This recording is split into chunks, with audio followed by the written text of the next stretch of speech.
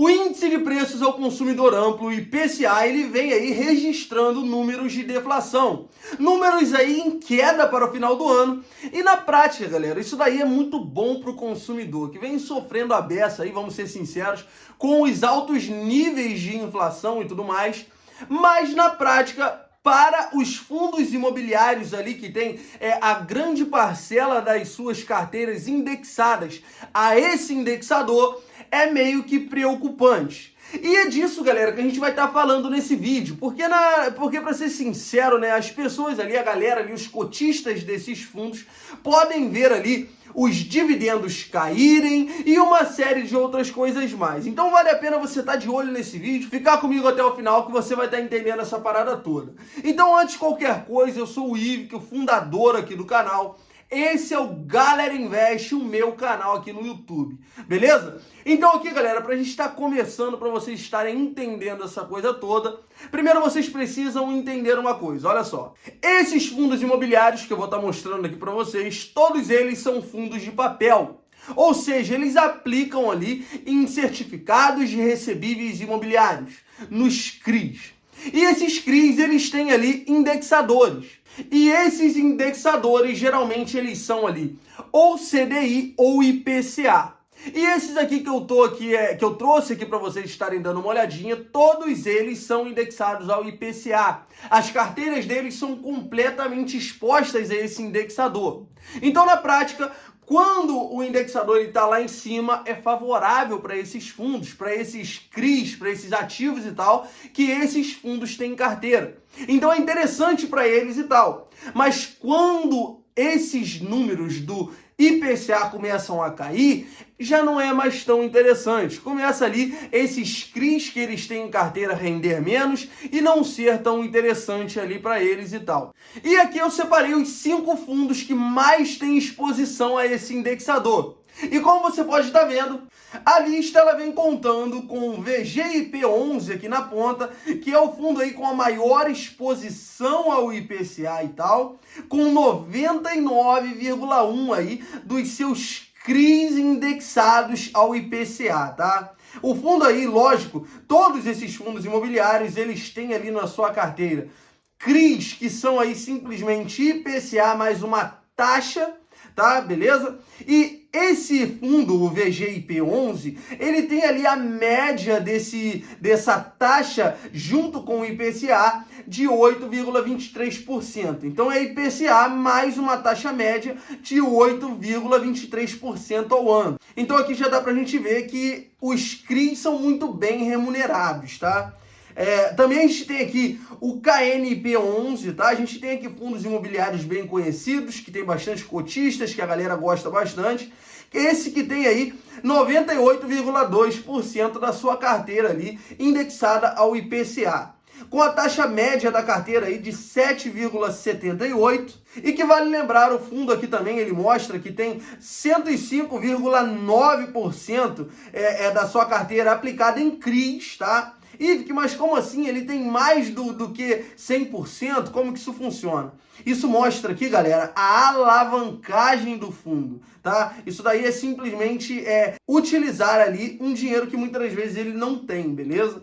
E na lista a gente tem aqui também o VCJR11, fundo aí também que tem uma certa alavancagem com 102,7%, e também fundo aí que tem 89,7% dos seus ativos indexados ao IPCA. Então também é outro aqui que tem uma exposição também bem grande ali da sua carteira indexada ao IPCA, com uma taxa média de 9,8% ao ano, tá? E aqui também o famosão aí, o HCTR11, fundo aí que uma série de cotistas aí ama e tem em carteira, tem sofreu a beça aí por conta dos CRIs inadimplentes. Fundo aí que tem 80% da sua carteira investida em CRIs, tá? Com uma participação do indexador aí do IPCA de 90,1%. E além do mais, com uma taxa média de 10,4%. Isso mostra aqui, galera, que ele é o fundo aí com a maior taxa média, tá? Então isso mostra, galera, o quanto esses fundos imobiliários conseguem arrumar aí CRIs que rentabilizam muito bem ali o seu patrimônio. Lógico que isso também acompanhado de mais risco, beleza?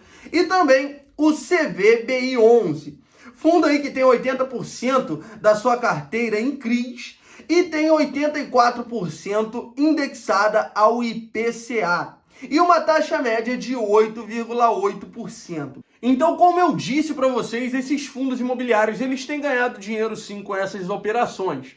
Então, a primeira coisa que pode ser afetada aí com essa queda na inflação é simplesmente a queda também nos rendimentos desses fundos, pelo fato que eles vão ganhar menos dinheiro. Você está entendendo? Então, o que acontece é menor rentabilidade nesses CRIs, que consequentemente é refletida ali nos rendimentos que eles repassam para os cotistas, tá? E vale lembrar que, sim, se esses fundos imobiliários ali, eles têm guardado uma porcentagem do dinheiro que eles vêm ganhando aí com esses CRIs com boas rentabilidades, eles podem sim começar a distribuir essa grana agora e ainda segurar por mais um tempo esses dividendos. Mas se não, simplesmente o cotista pode ver aí sim os dividendos estarem caindo, os rendimentos estarem caindo. Então, galera, primeiro fato é esse daí. Mas também vale a gente lembrar que tem algumas coisas aí também que podem estar favorecendo, tá? Primeira coisa, esses fundos imobiliários, eles têm CRIs. E os CRIs sofrem de marcação a mercado. Então o que pode estar acontecendo aí também é esses fundos imobiliários verem os seus CRIs marcando para cima. O que pode fazer com que o valor patrimonial ali do fundo comece a se valorizar um pouco mais, por conta da marcação desses ativos para cima, utilizando aí o fenômeno da marcação a mercado, tá entendendo? Então aqui, primeira coisa, dividendo pode estar caindo. Também a marcação a mercado pode estar favorecendo o ativo por conta da valorização do patrimônio. E um outro fator também bem interessante que vale a pena a gente estar ressaltando é a questão que se a inflação cai, a gente também pode começar a ver uma queda na Selic. Você está entendendo? Então, o que isso pode estar trazendo para o ativo?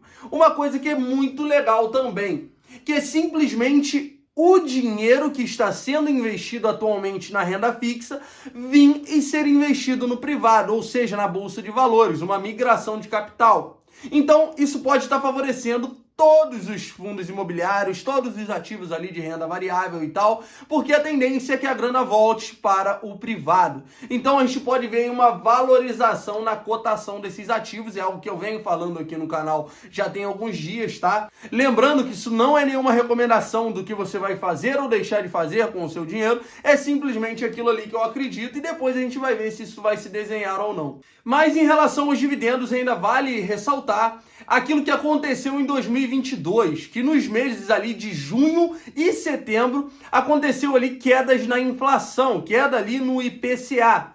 Então, os fundos imobiliários que eram expostos ali ao IPCA tiveram quedas nos seus rendimentos, nos seus dividendos distribuídos para os cotistas. Então, a gente pode levar isso daí como meio que um exemplo do que acontece quando esse fenômeno ele acaba ali vindo para a realidade. Então, galera, como eu disse, é esperado a queda. E vale lembrar também que mesmo com esses quesitos aí de queda no IPCA, esses fundos imobiliários ainda continuam como boas opções para a proteção da inflação. Pelo fato que, como eu disse, não é só IPCA, o indexador desses CRIs. Não é utilizado ali só o IPCA como parâmetro de rentabilidade. E sim IPCA mais uma taxa média. Então, essa taxa média aqui é o que mostra ali, o que garante retornos acima da inflação. Beleza? Então, eles continuam sendo ali ótimas opções para esse quesito. Então, galera, esse foi o vídeo de hoje. Eu espero ter te ajudado aí de alguma forma. Já te peço que se você não é inscrito aí no canal, que você se inscreva para me dar aquela força. Toca no sininho das notificações, dê um joinha aí também para me dar uma moral. Deixa aí também nos comentários se você é cotista de algum desses fundos imobiliários. Deixa tudo aí nos comentários que eu vou estar dando uma olhadinha. E sem mais enrolação, é isso daí, galera. Tamo junto e tchau!